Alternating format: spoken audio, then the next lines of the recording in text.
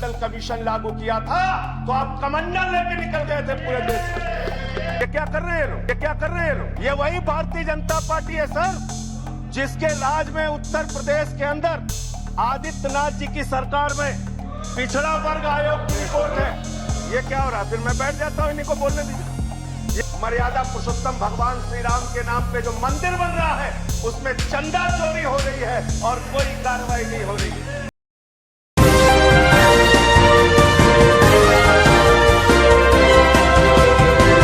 Sanjeev, next speaker Shri Sanjay Singh.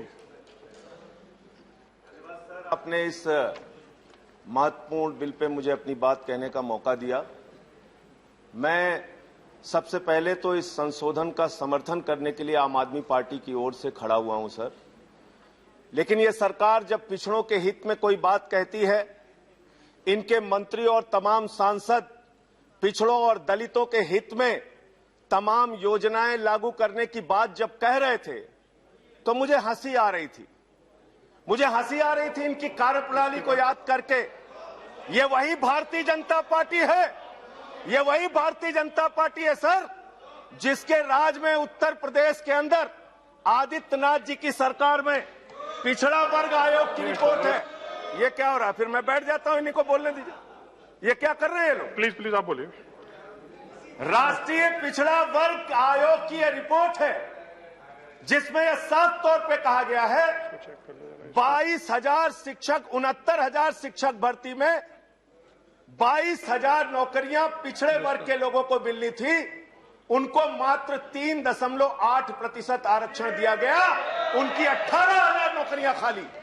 यह हकीकत है सर, राष्ट्रीय पिछड़ा वर्ग आयोग की रिपोर्ट है।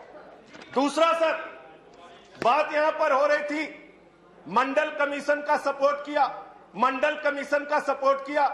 अरे सदन के अंदर तो कम से कम झूठ मत बोलो। आपका इतिहास है, स्वर्गीय विश्वनाथ प्रताप सिंह जी की सरकार ने जब मंडल कमीशन लागू किया था तो आप कमंडल लेके निकल गए थे पूरे देश में, कमंडल लेके निकल गए थे। और उस कमंडल में भी आप क्या कर रहे हैं?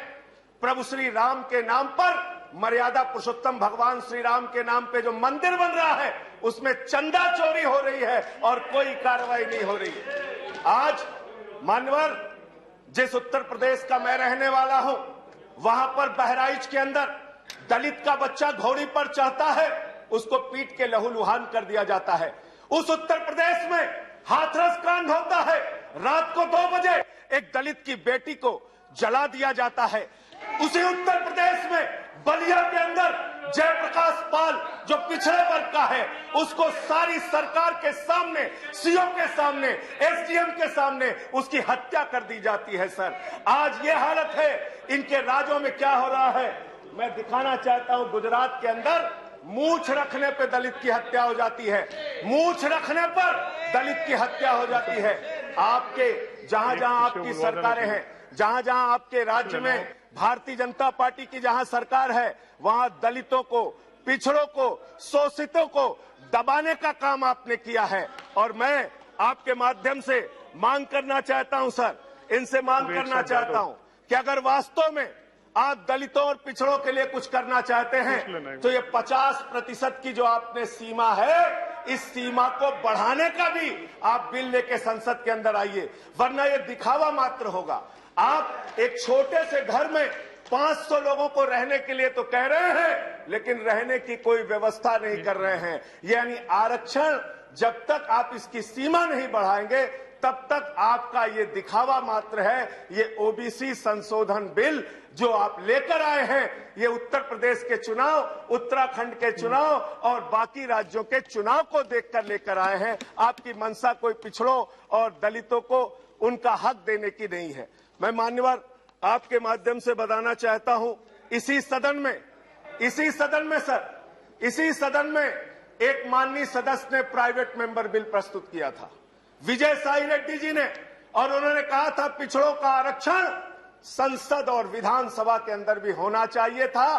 भारतीय जनता पार्टी ने खुलेआम उसका विरोध किया इसी सदन में। वो दर्ज है कार्रवाई विजय साई रेड्डी के प्राइवेट मेंबर बिल पे। आप बात करते हैं, आप पिछड़ों और दलितों के हित की बात करते हैं। तो मैं मान्यवर ये कहना चाहता हूं, खास तौर से उत्तर प्रदेश में ऐसा राज्य है मैं आज सुबह आ रहा था, मुझे पता चला 15वां मुकदमा लिख दिया मेरे ऊपर।